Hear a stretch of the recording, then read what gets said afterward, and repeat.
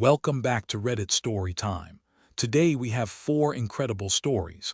Let's dive right in. Story number 1. The $11,000 fence fine that foreclosed a house. The $11,000 fence. Our narrator is 26 years old. He bought his first house at 23 in Charlotte, North Carolina. In one ordinary morning, a sheriff shows up at his door carrying foreclosure papers. His homeowners association was moving to take his house over $11,000 in fines. Here's the kicker: in all the time he'd lived there, he had never received a single letter, email, phone call, or notice. Not one. The very first contact he ever had with his own HOA was a sheriff serving him foreclosure paperwork. When he called the management company to ask where he was even supposed to send his dues, they told him they couldn't help. Call their attorney. He has that in writing. Now let's unpack the $11,000. About $840 of it was actual dues. The rest, fines. For a fence that was already leaning when he bought the house, you can literally see it in the 2023 listing photos, and a fascia problem that predated him too.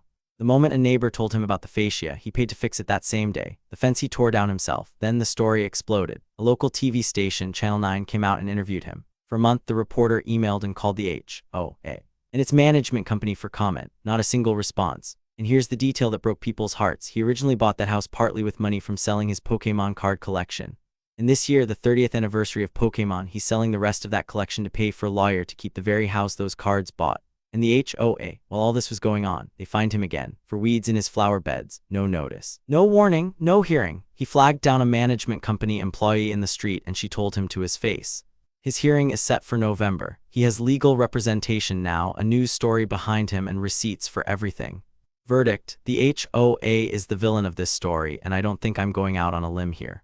And the verdict: HOA is the villain. Story number 2. Charged with stalking by the neighbor they never speak to. Charged with stalking by the neighbor they never speak to. A military veteran and his wife moved into their house in December of 2022. The neighbors next door included a police officer from a neighboring town. They were friendly-ish at first, but the vibe was nosy and abrasive, so our couple kept to themselves. And that's when the complaints began. First, the RV sided within 2 days of moving in because a neighbor complained. He sold it. Then the fence. She demanded they replace the shared fence. He offered to split the cost. She declined, and the city inspected it and found it perfectly fine. Then sticks in their own yard, complained about to the city repeatedly. The city inspector started joking with him about it.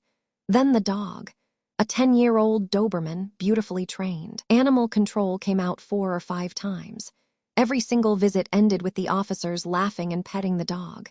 She even submitted a security video claiming the dog was loose, and the inspector pointed out it had been clearly edited.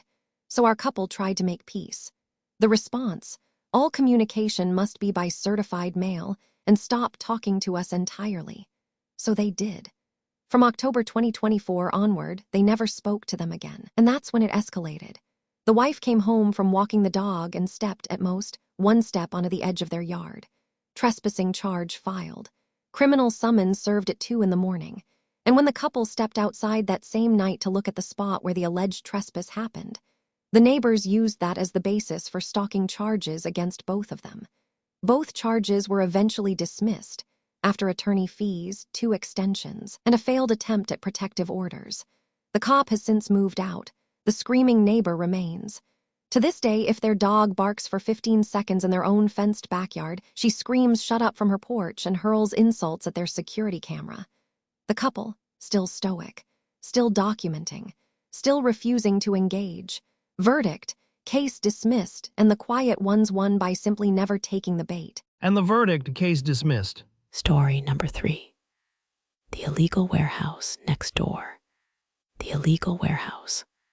Our narrator is a single woman who lives alone.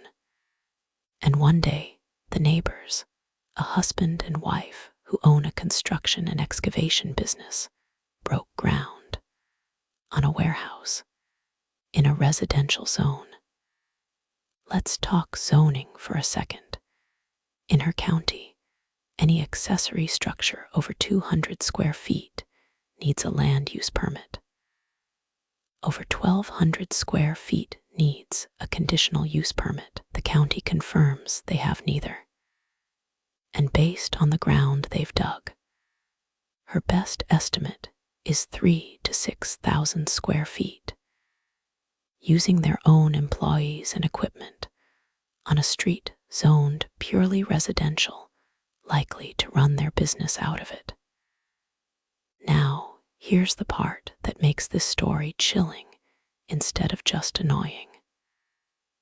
Both the husband and the wife are felons, with past and current cases against them. And they know she knows she's afraid to file the county complaint using her name. A single woman living alone next to people who know exactly where she lives. She talked to a lawyer, and the lawyer was his word, extremely concerned for her safety if she files. His read: they may be counting on neighbors being too scared to report them. That's the business model. Intimidation as a zoning strategy. But the lawyer confirmed the catch. The county will do nothing unless someone complains, so she's weighing her safety against her neighborhood, holding her evidence, measuring that foundation from her side of the fence. Verdict: zoning violations don't care about fear. This ends with that warehouse coming down or never going up. But nobody should have to be this brave just to enforce the rules everyone else follows. And the verdict: zoning will win. Story number 4. The parking compliance officer of the school run. The parking compliance officer. This one comes from the Am I the Asshole forum with what might be my favorite writing style on Reddit this month. There's a mum at the school, our narrator says, who parks like lines are optional and the parking signs are just street furniture. She's the kind of driver who can take 10 attempts at the same park and still finish across 2 lines. At some point, probability alone should accidentally put the car between them. Her masterpiece: discovering a magical empty stretch right by the school gate that nobody else ever uses. It was, brace yourself, a no parking zone. She genuinely thought, can't believe nobody else has discovered this. Our narrator once joked online about offering free reverse parking lessons. They have 45-degree angled parking in town, which is parking with the cheat codes on. The mum replied that she struggles because her reversing camera screen is too small, which is an interesting defense, because cars still come with mirrors and windows. But here's where funny becomes serious. At sports training, the mum comes flying into a car park full of kids chasing balls and parks across 2 spaces. Forwards, no reversing, no camera involved. The camera, it turns out, had been unfairly taking the blame. Speed genuinely scared our narrator, one child darting out, and this ends in tragedy. So she found the council reporting app and reported her. And because the school and the sports ground happened to fall under 2 different councils, this one driver has now attracted the attention of both. In her words, "At this stage, I'm not sure whether I'm the asshole or whether I've accidentally become the regional compliance officer assigned specifically to this woman's parking career." Verdict: not the asshole, not the asshole. Protecting kids from a speeding car isn't pettiness. But the 2 council part, that's just delicious. And the verdict: not the asshole. That's all for today. If you enjoyed these stories, hit that subscribe button and ring the bell for more. See you next time.